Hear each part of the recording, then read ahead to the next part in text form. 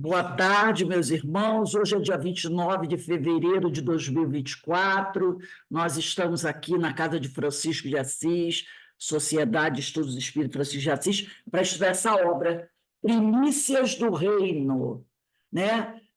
Psicografia de Divaldo Pereira Franco, pelo espírito de Amélia Rodrigues. E hoje nós vamos começar estudando o capítulo 1, as boas novas, né? Que maravilha! Então vamos nesse momento agradecer a Deus, agradecer a Jesus, agradecer os espíritos amigos que estão nos amparando, né?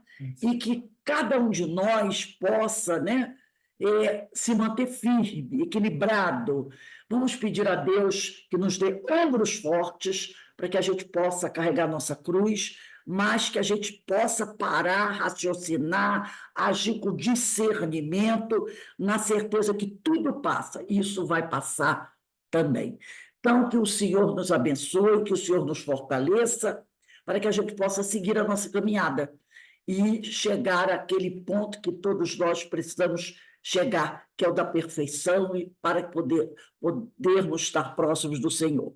Muito obrigado, Pai, muito obrigado, Francisco de Assis, pelas bênçãos que nesse momento estão nos envolvendo e que com certeza vão nos ajudar a melhorar cada vez mais. Graças a Deus.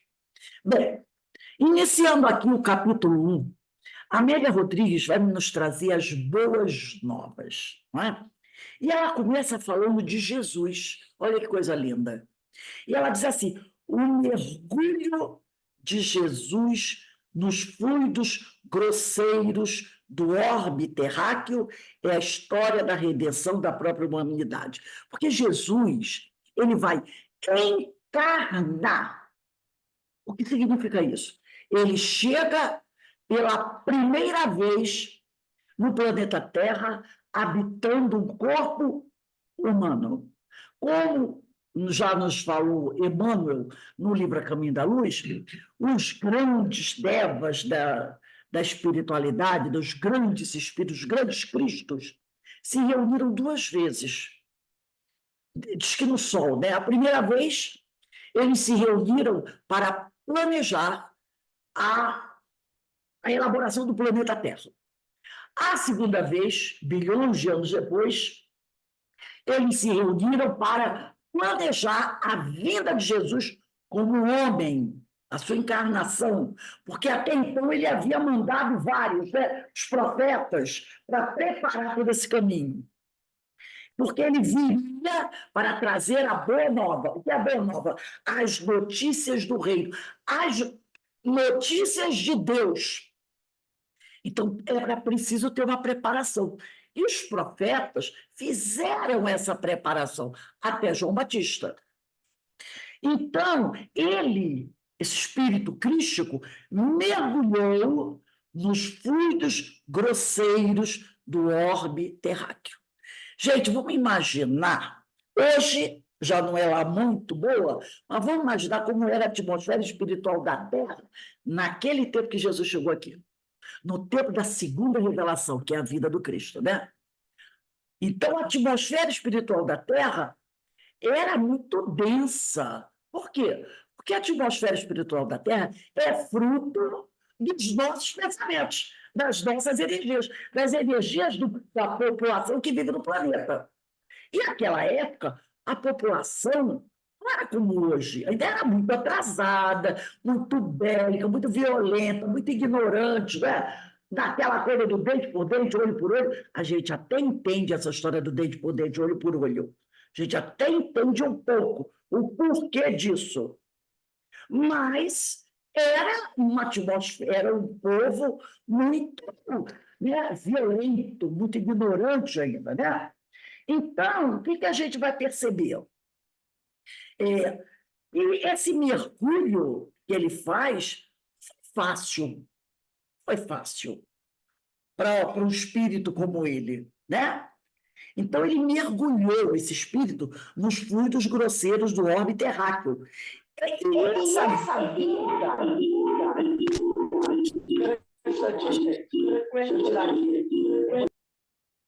Já tirei teu som, tirei teu som.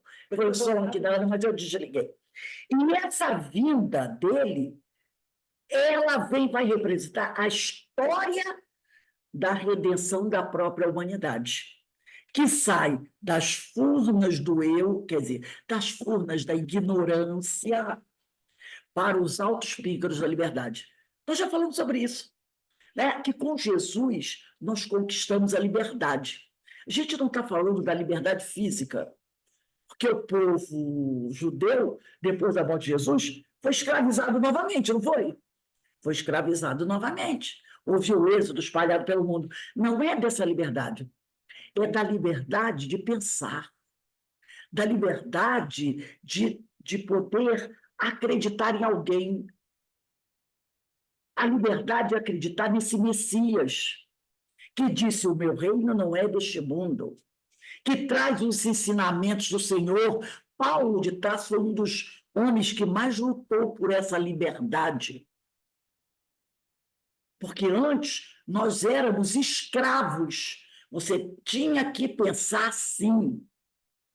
E aí Jesus vem trazendo o Deus Pai, o Deus bom, vem mostrando que nós somos espíritos imortais. Como nós vimos, né? Alguém pode, você pode até ter os seus atos cerceados, mas ninguém pode cercear a nossa forma de pensar, a nossa crença, a nossa consciência. Ninguém pode. Então, Jesus vem nos apresentar essa liberdade, né? Você tem a liberdade de crer e no que você quiser. Ninguém pode cercear a tua liberdade de pensar. Então, a partir desse momento, a gente sai dessas furnas do eu, dessa ignorância, né? Para os altos píncaros da liberdade. Vivendo nos reinados de Augusto e Tibério. Quem são Augusto e Tibério? Augusto foi o primeiro imperador romano, tá? Viveu mais ou menos no ano 20 antes de Cristo. E Tibério foi o segundo imperador romano, que vai viver mais ou menos no ano 42 a.C.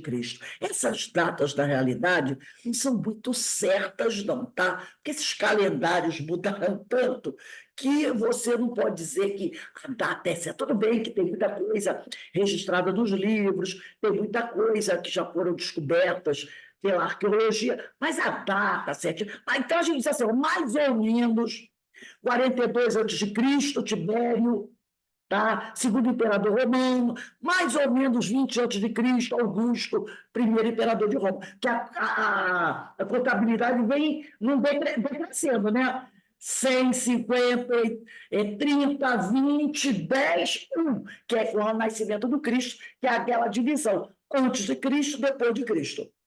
Então, vivendo nos reinados de Augusto e Tibério, cujas vidas assinalaram com vigor inusitado a história, que deixaram, né, grandes feitos, né, grandes marcas na história, o seu berço e o seu túmulo, quer dizer, falando de Jesus, marcaram indelevelmente os tempos, constituindo sinal divisório da civilização, acontecimento predominante nos fastos da vida humana. Sim, porque a chegada de Jesus vai marcar uma modificação na história da humanidade. E a morte dele também, né? O nascimento dele e a morte dele, por isso ele diz, ela diz, seu berço e seu túmulo marcaram indelevelmente os tempos, constituindo aí um sinal divisório da civilização. Antes de Cristo, depois de Cristo, né? Aceitando como berço o reduto mínimo de uma estrebaria, espírito crístico nasceu nas condições de extrema pobreza, não é? Numa manjedoura, numa cabana ou numa caverna, porque até então não se tem certeza se era uma cabana ou uma caverna, mas nasceu em condições de muita pobreza, num momento significativo de um censo. Estava acontecendo um censo naquele período. Então, as pessoas tinham que se deslocar de uma região para outra para participarem do censo. Elaborou, desde o primeiro momento, a profunda lição da humildade, para inaugurar um reinado diferente entre as criaturas. Um reinado que nem seus discípulos compreendiam, porque grande parte deles esperava Jesus, esperava o Messias prometido pelos profetas. Muitos deles não tinham condições, naquela época, de entender se meu reino não é deste mundo. Muitos deles não compreenderam a mensagem de Jesus, só foram compreender verdadeiramente após a morte dele. Só após a morte dele. Porque, de vez em quando, você flagrava um ou outro fazendo uma pergunta que demonstrava que eles não sabiam o que era Jesus. Não é? Quando, acho que foi Pedro, foi falar com ele sobre os amigos ricos, né? Sobre os amigos ricos, e Jesus disse para ele, mas eu não vim para os sãos, eu vim por doentes. E aí, como é que Pedro vai entender isso? Que esse homem, ele está aqui conosco, mas ele veio para os doentes, para os miseráveis, para os pobres. Como é que ele vai entender isso? Não tinha condições de entender. Quando ele diz, se eu não me engano, é para Pilatos, meu reino não é deste mundo, porque Pilatos era governador. Pilatos disse para ele, Pilatos sabia que ele era inocente. Mas tinha um problema lá dos homens lá que estavam ameaçando delatar ele para César se ele não fizesse a vontade deles. Né? E Pilatos, foram as únicas perguntas que ele não respondeu. Foi para Pilatos. Porque ele olha para Pilatos, que era um homem rico, pagão, que não tinha mínimo conhecimento dos profetas, do quem ele era, e faz uma pergunta para ele, ele olha, a resposta para Pilatos é o silêncio. Ele não tinha o que dizer para Pilatos. Não tinha. Ele não responde a Pilatos, a pergunta que Pilatos faz. Né? E depois ele diz, meu reino não é deste mundo. Gente, de que mundo é, então? Eu estou esperando um rei para me libertar. Eu estou esperando um rei para sentar no trono de César, para fazer o que César faz. O que o judeu queria? Um rei para sentar no trono de César e fazer com que eles cobrassem os impostos de Roma e enchessem as burras, os cofres deles. É isso que eles queriam. Serem os dominadores e governarem os romanos escravos, principalmente porque eles sabiam que os romanos os desprezavam, e eles desprezavam os romanos. É isso que eles queriam. Mas como eles iam entender isso? Os discípulos também não o compreendiam. Não o compreendiam, né? Então, ele vai elaborar, desde o primeiro momento, a profunda lição da humildade para inaugurar um reino diferente. Um reino que até hoje nós também ainda não entendemos. Entre as criaturas, no justo momento em que a supremacia da força do Império Romano, entronizava o gládio, que é o gládio, a espada, e a púrpura atapetava o sol. Que púrpura é essa? O sangue. O sangue corria, porque Roma era, como nós já falamos na aula passada, impiedosa. Qualquer rebelião, ela acabava na base da espada e do sangue, do derramamento de sangue. O solo alcatifando o piso por onde passavam os triunfadores. O solo coberto, como um tapete de sangue por onde passavam os triunfadores, porque eles passavam literalmente por cima, não é? E ele não se afastou jamais da diretriz inicial assumida, a de servo de todos. Eu vim para servir e não para ser servido. Lembra da reunião do lava-pés? Quando Pedro deu aquela crise? Não, o senhor não vai lavar meus pés, não. Que negócio. O senhor é Messias, como vai lavar os pés? os meus pés de um humilde discípulo. E aí ele diz para Pedro: se você não permitir que eu lave seus pés, você não está ao meu lado. E aí Pedro, então, lava tudo. Isso para ele. Ele diz: eu não vim para ser servido, eu vim para servir, para ser o servo de todos. Acompanhando a marcha translocada do espírito humano, que se encontra atado aos sucessivos ciclos dos renascimentos inferiores, infelizmente, né? Na roda das paixões escravizantes, fez que pioneiros e embaixadores da sua morada o precedessem. Quem são os embaixadores? Os profetas. Os profetas. Né? Antes que ele viesse, ele enviou pioneiros e embaixadores da sua morada. Qual a morada? O plano espiritual. Então, ele enviou. Muitos vieram à Terra pela primeira vez. Outros estavam reencarnando, mas alguns vieram pela primeira vez. Um desses, eu tenho plena certeza disso, foi José e Maria. Para mim, José e Maria foram espíritos que vieram para a Terra como ele, pela primeira vez. Vieram, partiram e não voltaram. Os outros vieram. Os outros, né, olha aí, ó, João e por aí afora. Né? João Batista, Francisco de Assis, profeta Daniel, João, Francisco. Né? Então, alguns vieram pela primeira vez. Para mim, João e Maria. José e Maria, os pais dele. Porque é só pensar, né, gente? Espíritos para serem escolhidos, para serem os pais do Messias. Não podia ser qualquer um. Pensa um pouquinho.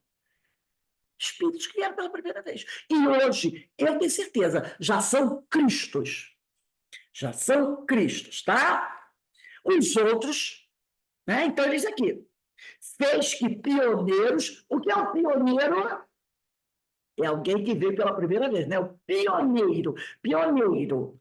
Fez que pioneiros e embaixadores da sua morada o precedessem, cantando as glórias superiores da vida e do belo, para propiciar os sonhos de elevação e as ânsias sublimantes. Eles vieram para contar para a gente o que estava para acontecer no futuro.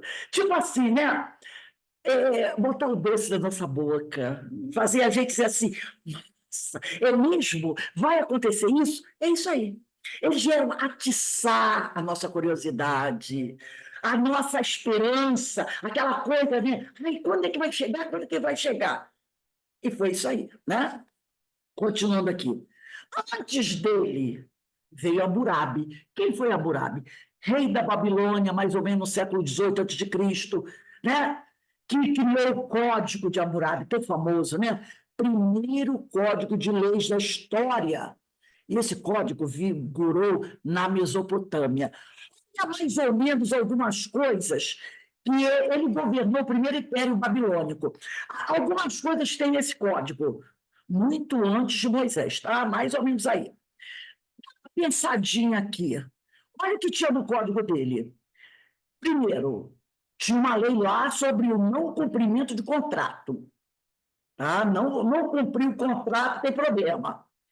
Lei de Talião, olho por dente, olho por olho, dente por dente. Lembra que quem assistiu a palestra segunda-feira do Antônio Mário, ele falou isso.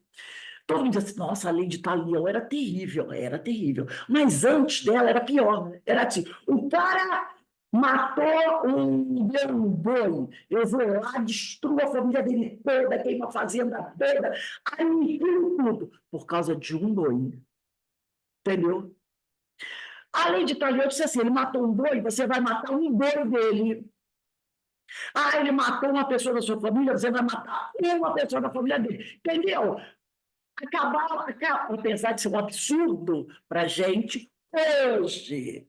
Apesar que lei de Talião hoje ainda tem por aqui, né? Como não vamos esquecer esse detalhezinho, que ela ainda está por aí. Ela ainda está por aí. Mas diminuiu a violência, porque antes, por causa de você destruía centenas. Na lei de Talião era um por um. deu uma melhorada, não deu? Violência ainda, mas já deu uma melhorada. Outra coisa, falso testemunho. Eu já ouvi isso em algum lugar. Roubo e receptação. Não roubarás, não matarás. Estupro, ajuda de fugitivos, família e escravos. Tudo isso é do Código de Hammurabi. Aí a gente depois vai pensar assim, poxa, Código de Hammurabi é antes de Moisés. Mas peraí, o Dez Mandamentos também falava algo parecido com isso, né? Porque quem mandou foi o mesmo. O mesmo que enviou Hammurabi, entendeu? Para a gente ver como isso estava espalhado pelo mundo. Então, continuando aqui, ó, Hammurabi amplia os limites do seu país em guerras cruéis. Apesar de ser um embaixador, mas era um homem ainda cheio de defeitos, cheio de inferioridades, compreende? Não era, ele não mandou um Cristo, ele mandou um embaixador trazendo algo que ia ajudar a sociedade, mas ainda era um homem imperfeito, violento. Ele não mandou seres angelicais, porque não seriam percebidos nem ouvidos pela população daquela época. Entendeu? Ele enviou homens que eram do nível daquele povo, duros, cruéis, mas já trazendo algo que vai ajudar aquela população a se modificar. Então, ele amplia os limites do seu país em guerras cruéis e inscreve em estelas de pedras, grandes pedaços de pedra, um código que é o primeiro de que a humanidade tem notícia. Já tem alguma coisa tentando aliviar o sofrimento, trazendo um pouquinho de justiça, entendeu? Porque a natureza não dá saltos. Krishna, tá? Que é do norte da Índia, é reconhecido como um deus personificado do hinduísmo. Renovou a doutrina dos Vedas, doutrina cujas origens se perdem no ignoto dos séculos e prega a imortalidade dos espíritos e as vidas sucessivas. Gente, essa história dos Vedas, isso é muito antigo. É de período babilônico, é coisa, sabe, que muitos se consideram perdidos, mas os hindus, eles ainda guardam essas coisas. Que tem muita coisa fantástica que o Ocidente não dá atenção, mas os orientais ainda vão beber nessas águas. Akhenaton, lá no Egito, né, Faraó, por volta de 1300 a.C., introduz reformas expressivas da idolatria. Ele tenta impor a crença num Deus único, Atom, Deus Sol. Olha já, entendeu? Essa ideia do Deus único já tentando entrar aí. Inspirado por excelsos pensamentos, porque o Egito era pagão. Abraão, patriarca, né? Ligado psiquicamente ao mundo espiritual, deixa a cidade de Ur, né? Uma cidade-estado da Suméria, que hoje seria o Iraque, né? Mas Ur, na Suméria, vai ser, no futuro, a Babilônia. E se torna pai de um povo. Ele sai de lá para se tornar o pai do povo. Moisés, em comunhão com os espíritos superiores, liberta os hebreus do cativeiro. Recebe o decálogo, que tem coisas muito parecidas com o Código de Hammurabi, e traz ao mundo o conhecimento do Deus único. Siddhartha Gautama, um príncipe, né? O Buda, nasce no Nepal. Ele nasce no Nepal, mas morre na Índia, tá? Mais ou menos no 560 a.C. Se propõe a conquista do paraíso e ilumina-se, clareando a terra com as incomparáveis lições da renúncia a si mesmo, e renova, não, desculpe, da paz e da concórdia. Percebeu que, conforme o tempo vai passando, novos homens vão chegando, alguns até em períodos semelhantes, né? E trazendo essas ideias de renovação. Kung Fu Tse, filósofo, Confúcio, né? Chinês, mais ou menos pelo ano 480 a.C., legisla moral, ele, tem aquela frase, né? Que é muito profunda e é verdadeira. Quem busca a vingança cava duas covas. Tá? É de Confúcio. Legisla moral, fidelidade, família e renova os conceitos sobre a vida. Lao Tse, filósofo chinês, mais ou menos do ano 570 a.C. Repare que a maioria é tudo contemporâneo, né? Compõe com a experiência e as renúncias, através de meditações profundas, o livro da vida e da virtude.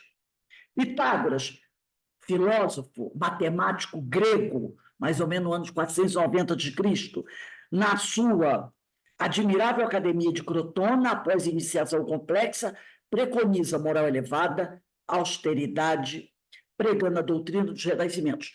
Pitágoras tem muito a ver com a lei de hoje, até o rapaz estava falando, translação e rotação, tá? Do planeta. Ele trabalhou essas leis, né? Mas depois isso foi apagado. Mas Pitágoras, o matemático, ele fez essas, astrônomo também, ele fez essas pesquisas. Sócrates, filósofo grego, mais ou menos 400 a.C., sintetiza as ideias do Oriente. Sintetiza as ideias do Oriente. Olha, lembra? Estou falando dos Vedas. Ele sintetiza as ideias do Oriente e inicia o período da filosofia nobre, alicerçada na mais elevada moral e na imortalidade da alma. E outros seres, biotipos, né? E outros seres desfilam triunfantes, né? Esses biotipos, quer dizer, seres, pessoas, né? Desfilam triunfantes, uns e aniquilados muitos, ampliando os horizontes da Terra para a chegada dele. Muitos que vieram não conseguiram, porque foram muitos, não foram só esses que Jesus enviou. Ele enviou muitos outros antes dele. Uns conseguiram deixar a sua marca, o seu ensinamento, apesar de terem feito também muita coisa errada. Outros não conseguiram. Chegaram com a missão, mas fracassaram, não deixaram a marca, se foram. Como também depois dele, muitos ele enviou, uns conseguiram deixar a sua marca, outros não, né? Então, como diz aqui, e outros triunfantes uns e aniquilados muitos. Reparem, triunfantes uns e aniquilados muitos, ampliando os horizontes da terra para a chegada dele. Alcibíades, um político grego, canta as musas e fomenta a guerra. Periandro, tirano de Corinto, na Grécia, viveu mais ou menos no ano 580 a.C., se eleva à categoria de um dos 7 sábios da Grécia e comete o choricídio ignominioso. Eu não cheguei a pegar o que é esse, o choricídio. Choricídio. É o marido, o esposo que mata a esposa. Ah, é o feminicídio de hoje. Não, feminicídio, eu fiz a pesquisa, né? O feminicídio é atual, que engloba também o choricídio. Mas esse o choricídio é o quê? É o esposo que mata a esposa. Mas é que era antigamente. É o que a gente tem hoje, infelizmente. Né? Então, o feminicídio agora engloba tudo. Ah, engloba tudo. Ah, sim, sim, sim. Esse aqui é um tipo de feminicídio. É o marido que mata a esposa. E novo esposo. Júlio César, imperador romano, mais ou menos do ano 100 a.C., atrela aos pulsos o carro da destruição e se alça a condição de divindade. Júlio César, apesar de ter sido um imperador que praticou muitas guerras, ele também deixou uma grande... podemos dizer que foi um dos maiores imperadores. É aquele lado. Teve o seu lado amargo, mas teve o seu lado bom. para o desenvolvimento da humanidade. Também fez muitas coisas boas, tá? Prosseguindo aqui, Alexandre Magno, rei da Macedônia, né? Mais ou menos no ano 350 a.C., ele morre na Babilônia. Conquistou o mundo, realmente, para aquela época, aos 20 anos, ele conquistou aquele mundo. Foi um dos maiores homens da atualidade, do passado, um dos maiores conquistadores, e teve uma coisa muito boa, apesar de ter sido assim, um conquistador terrível, ele helenizou o mundo. Isso foi uma das coisas mais extraordinárias. Ele helenizou o mundo, levou a cultura grega para todo aquele mundo que ele conquistou.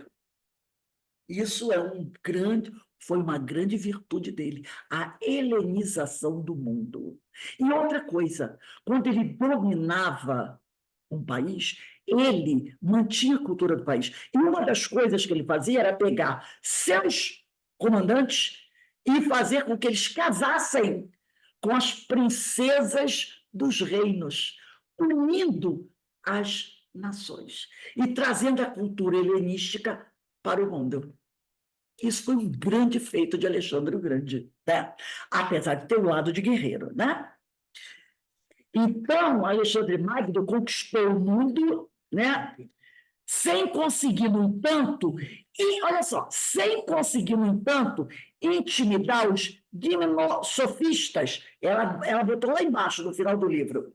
Gimnosofistas, filósofos que na Índia se abstiam de carnes, dedicavam-se à contemplação mística, sábios nus, né?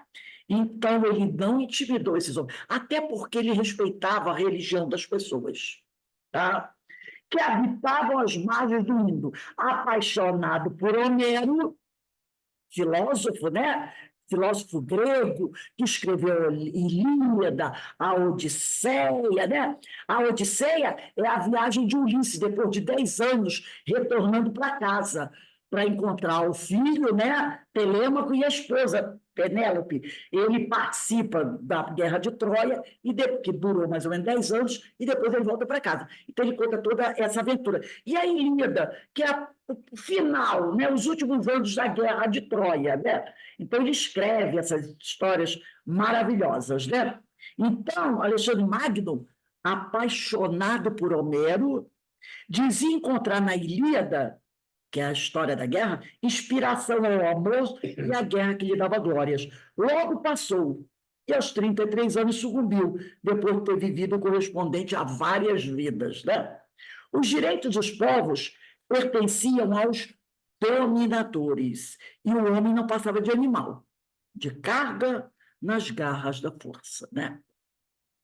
Depois dele, Marco Aurélio, imperador romano, mais ou menos no ano 120 depois de Cristo, registra os pensamentos que fluem da mente privilegiada, sob elevada inspiração de emissários sábios, enquanto peleja nos campos juncados de cadáveres. Então, repare, Marco Aurélio, tá, registra os pensamentos que fluem da mente privilegiada, sob elevada inspiração de emissários sábios, mas, ao mesmo tempo, trava guerras em campos juncados de cadáveres. Então, era um homem do mundo, mas já recebendo inspirações. Mas era um homem do mundo. Ainda era um homem do mundo, né? As hostes selvagens, em nome da hegemonia política de vândalos, elevados ao poder, irrompem. Olha aí Jesus Gonçalves, gente. Olha aí Jesus Gonçalves. Irrompem voluptuosas, quais labaredas humanas, crepitantes e carbonizadoras, e atrás de suas legiões ficam os destroços, as cinzas, as dores agudíssimas das cidades vencidas e enlutadas. Olha aí os hunos, né? E vários outros bárbaros, né? Eles também tiveram seu período.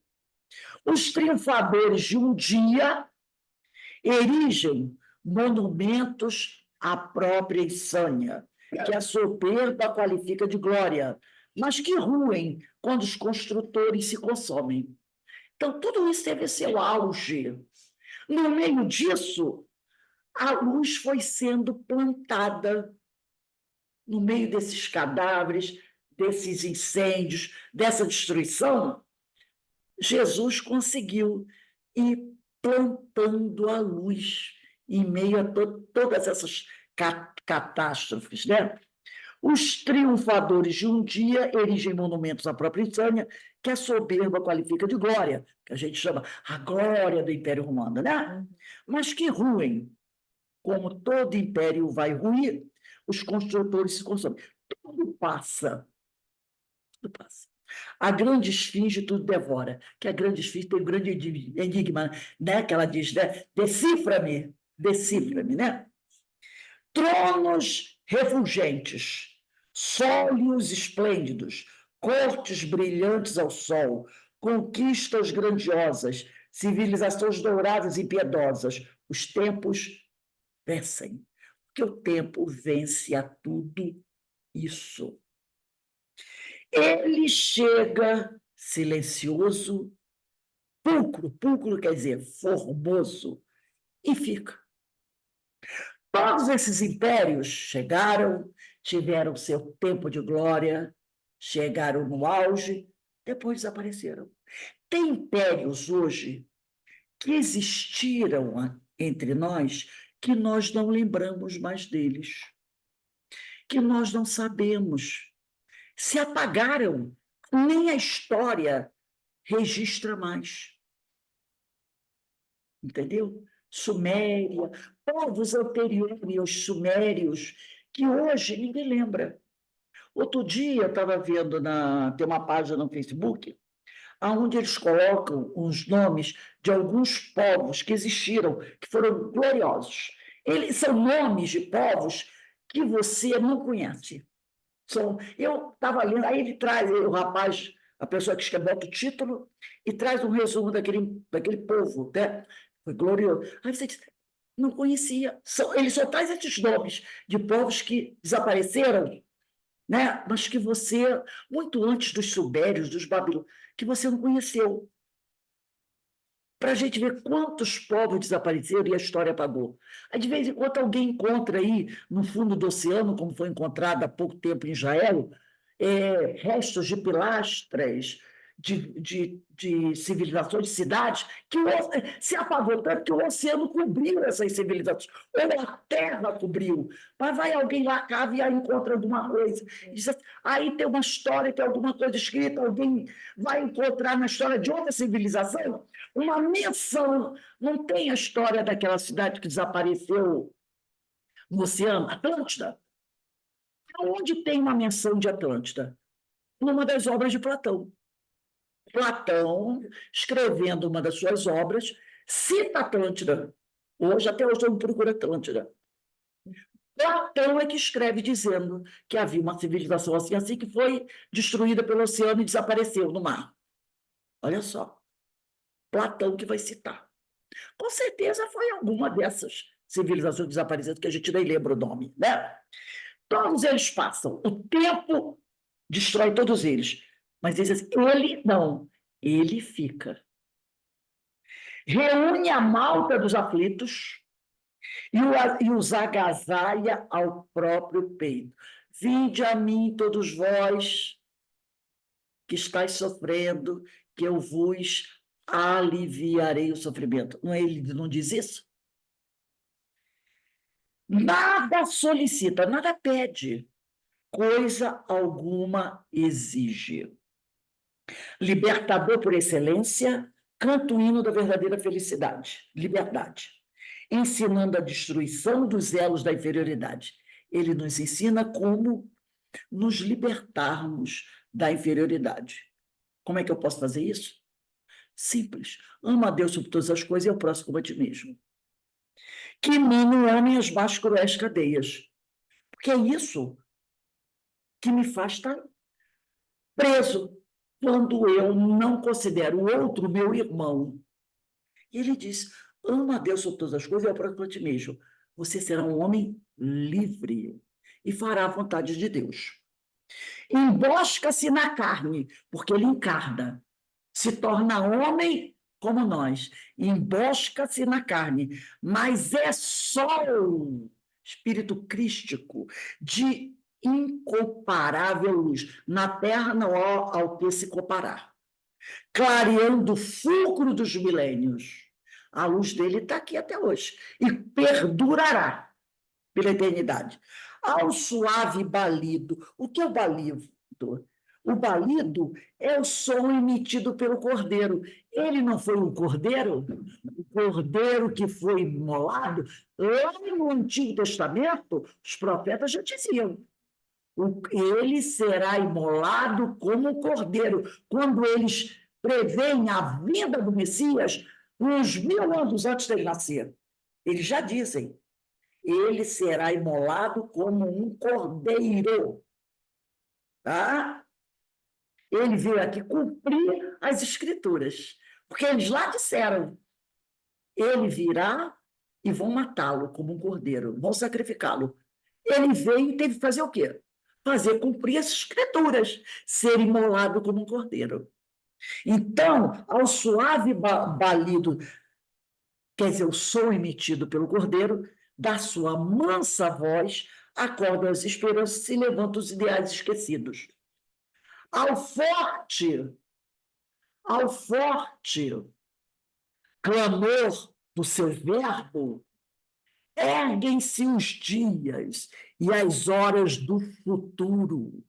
Vibram, né? Ao forte clamor do seu verbo, erguem-se os dias e as horas do futuro vibram, aprofundando no cerne do mundo, quer dizer, no centro do mundo, no íntimo, os alicerces da humanidade feliz do porvir. Então, ele traz a mensagem da felicidade, mas não ali naquele momento, no futuro. Eu vos enviarei o Consolador, que vos há de lembrar tudo o que eu disse, e muito mais. E muito mais. Porque ele sabia que, naquele período, ele não podia dizer tudo para nós. Mas ele deixou a mensagem e prometeu o quê? O Consolador. Né? Então, ele diz aqui, ó, aprofundando no cerne do mundo, no centro do mundo, que era aquele mundo onde ele vivia naquela época, né? Os alicerces da humanidade, feliz do porvir. Ele diz: o futuro virá para vocês. No futuro, quando esse planeta não for mais um planeta de provas e expiações, for um planeta de regeneração, né? Admoesta, quer dizer, adverte e ajuda. Lembra que nós falamos que ele era firme, mas ele era manso. Então, ele adverte e ajuda. Verbera, quer dizer, censura de forma rigorosa, rigorosa e socorre. Lembra? Vocês transformaram a casa de meu pai num comércio. Naquele momento, ele faz uma censura de forma rigorosa, né? Mas socorre, ampara. Aceita a oferenda do amor, mas não clausura a verdade nas paredes do suborno. Então, ele aceitou o amor das pessoas, mas de maneira nenhuma se deixou subornar. Lembra Pedro, de forma ignorante? Senhor, tem um bando de gente rica aí, amiga minha, gente de bem, que quer seguir o Senhor, mas eles pedem alguma coisa em troca. Isso não é suborno? E o que eles queriam em troca? Que ele se afastasse dos doentes. É o suborno. Ele aceitou? Não. Ele não aceitou. Rei Celeste, meu reino não é deste mundo, né? Com parte das necessidades dos pecadores e vive entre eles. Compartilha da necessidade daqueles e vive entre eles. Permuta, quer dizer, troca, né? Convive ali. Permuta o contato dos anjos pela comunhão do populacho, da verdejante e calma Cafarnaum, que era uma vila de pescadores, né? Na margem norte do Mar da Galileia. Ele troca o contato dos anjos para estar entre o povo. Abre mão do contato dos anjos. Eu poderia, não vou ficar aqui só do contato dos anjos. Então, ele abre mão do contato com dos anjos para estar junto aos pecadores ali na margem, daquela vila muito pobre de pescadores, né? Na margem do Mar da Galileia, trocando os esplendores da Via Láctea pelas madrugadas rubras do Lago Piscoso. Quantas vezes ele saiu para pescar, né? Prefere os entardeceres ardentes de Jericó, uma cidade da Palestina, na Cisjordânia, né? A epopeia célica dos astros e infinito meio-dia. Então, ele abre mão de estar lá, no meio das galáxias, para estar aqui, numa cidade, né, Jericó, uma cidade que nós sabemos na época de muito comércio, e onde tem muito comércio, tem muito dinheiro e tem muitos problemas. Aceita o pó das estradas por onde ele caminhou, né? Estradas ermas e calcinadas, quer dizer, aquele calor terrível, deserto, né? De Caná, Magdala, outras cidades, aldeias, né? Dalmanuta, e as suas fronteiras que se perdem no sistema solar. Ilhas estreitas entre o mar e o Hebrom, que é uma cidade cananita na região, né, montanhosa de Judá, entre a Síria e o país de Moabe, que hoje é Jordânia, né? Então, ele aceita participar dessas estradas, desses desertos, desses lugares tão difíceis de viver hoje. Olha aí a faixa de Gaza, né? Onde as mulheres e crianças e homens estão comendo o quê? Cacto, porque não tem mais o que comer, né? É com eles. Se alguém perguntasse onde Jesus está no momento, está lá em Gaza, sentado ao lado daquelas crianças, daquelas mulheres, daqueles que estão passando fome, comendo cacto e resto de lixo. Onde Jesus está? Está lá. Onde Jesus está? Está na Ucrânia, naquelas cidades bombardeadas. Ele não está na ONU, né? Ele está lá, naqueles locais. Né? Deixa a gleba paradisíaca, quer dizer, a terra paradisíaca, os locais lá do paraíso, para tomar de um grão de mostarda e elaborar com ele uma cantata, uma poesia, né? Se tivesses a fé do tamanho de um grão de mostarda, sofrendo calor asfixiante, porque o calor não era fácil de lá, esfaimado, porque ele também passou fome, ele também passou necessidade, vivia como um homem. Pede uma figueira frutos que fora de época não os pode dar.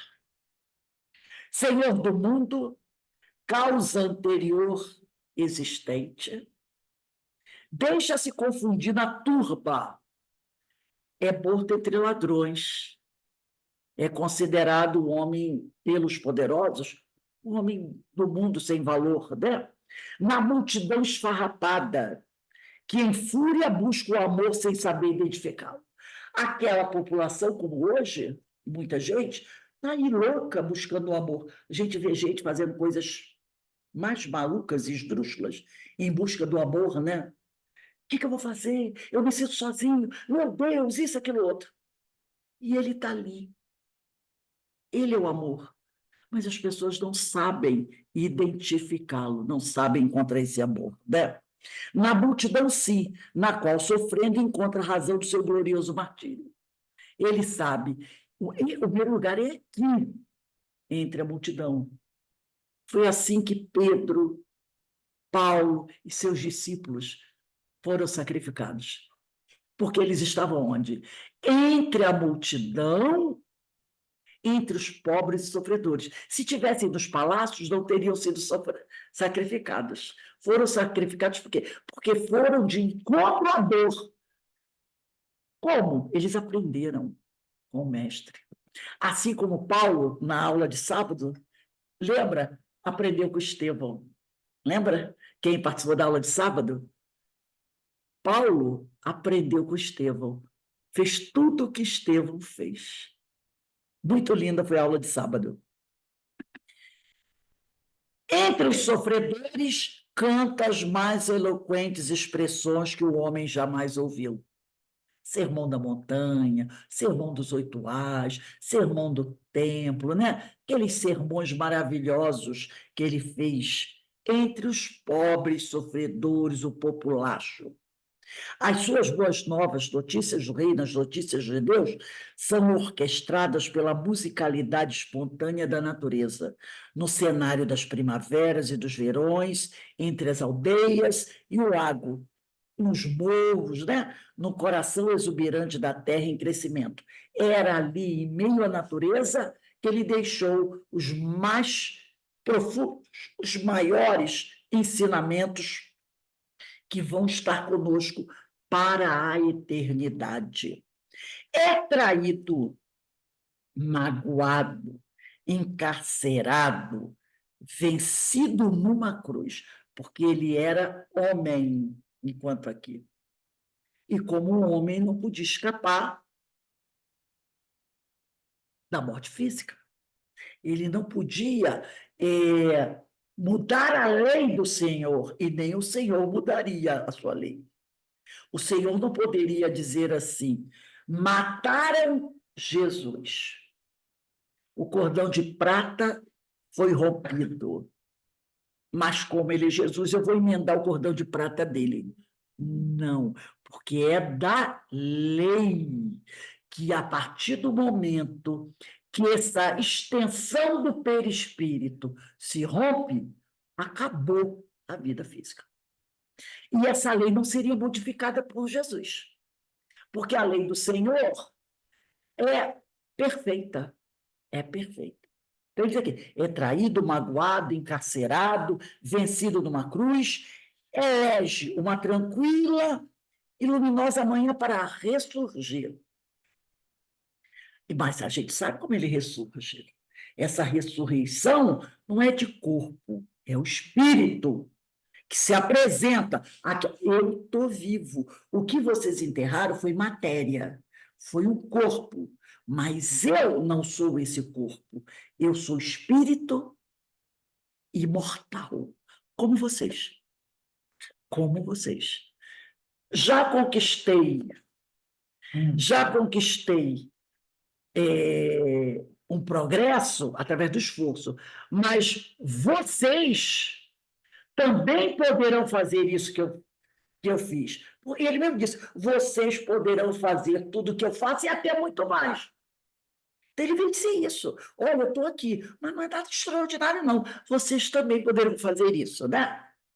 Então, ele encontra, ele elege uma tranquila e luminosa manhã para ressurgir, buscando uma antiga obsidiada, Maria de Magdala, que já tinha sido transformada, né? Renovada, para dizer-lhe que a vida não cessa e que o reino de Deus está dentro do coração, reafirmando insofismável, né, de forma verdadeira, ficar conosco todos os dias até o fim do mundo. Então, ele retorna para dizer: eu estarei com vocês até o fim dos tempos.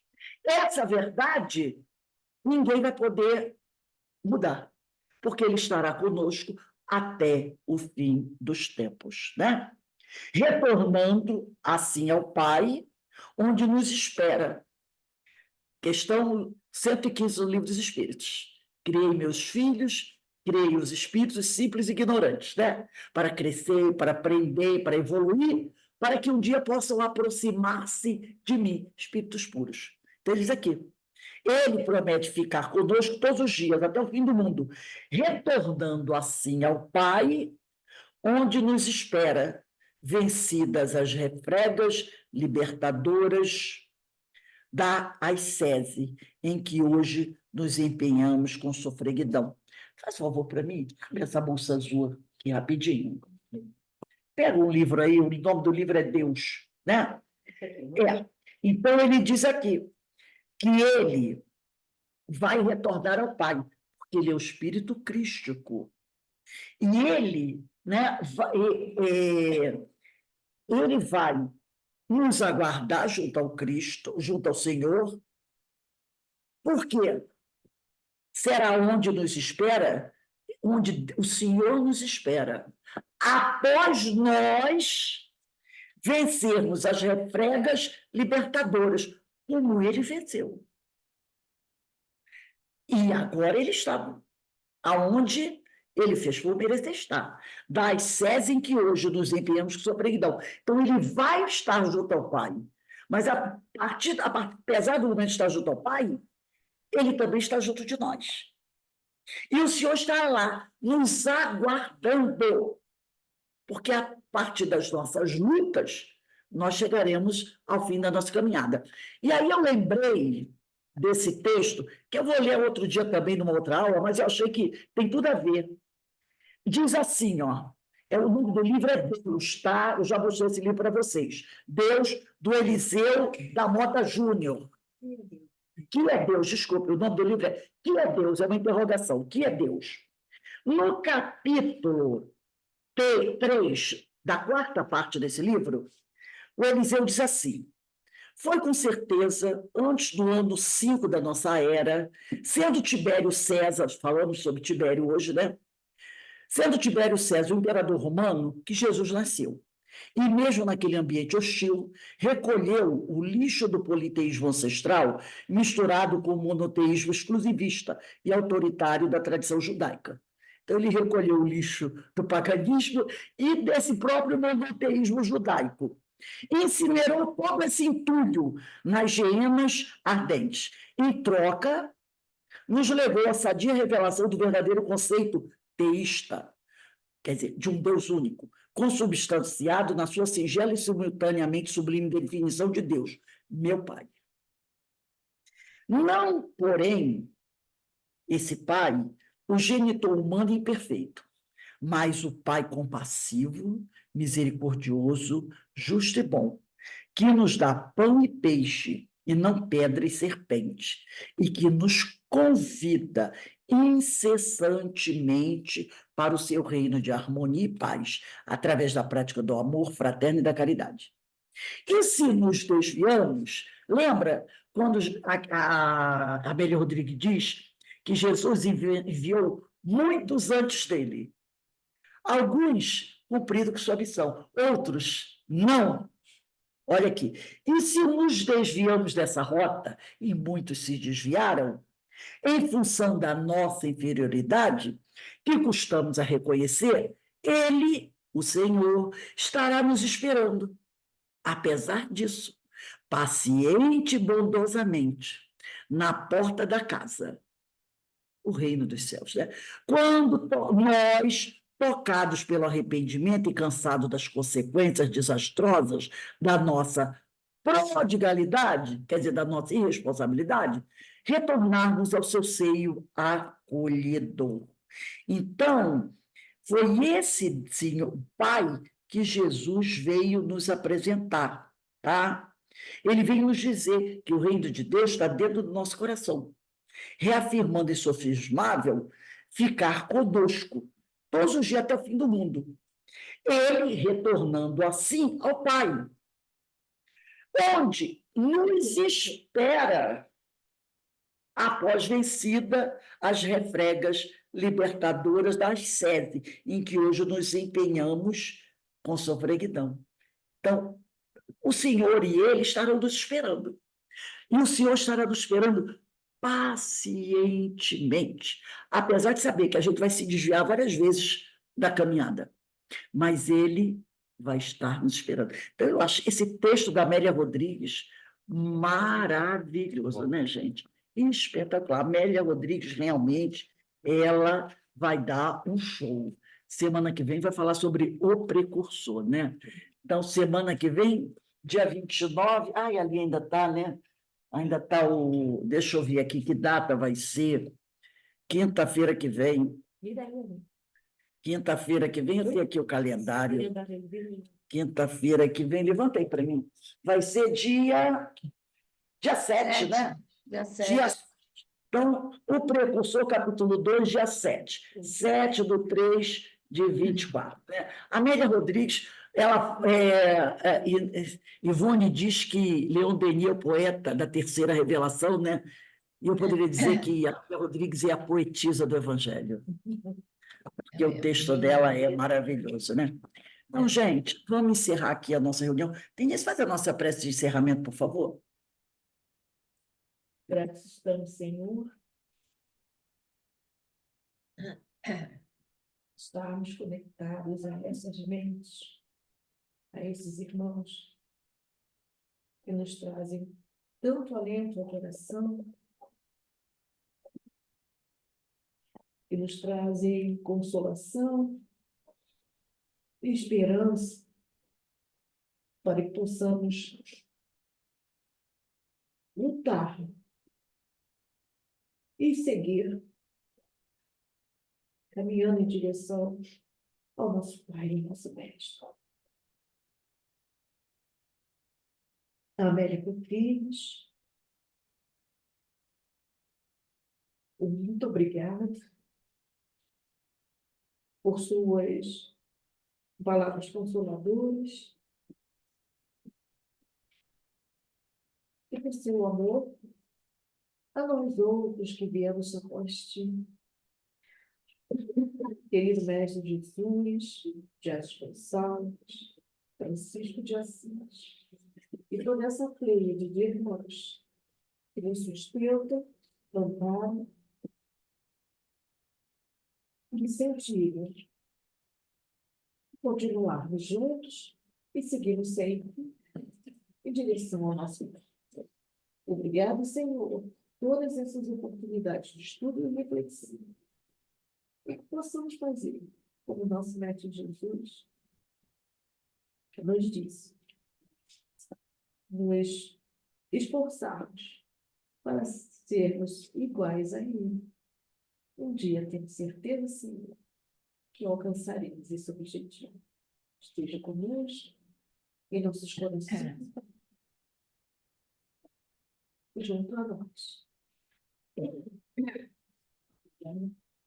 assim seja. Graças a Deus. Gente, vamos dar uma paradinha aqui, tá? Hoje teremos a nossa irmã Carmen fazendo a nossa palestra, nosso estudo do Evangelho, né? É capítulo 2, itens 1, 2 e 3, né, Carmen? Que Deus nos abençoe e que nós possamos nos mantermos firmes com os nossos objetivos de crescer e melhorar cada vez mais.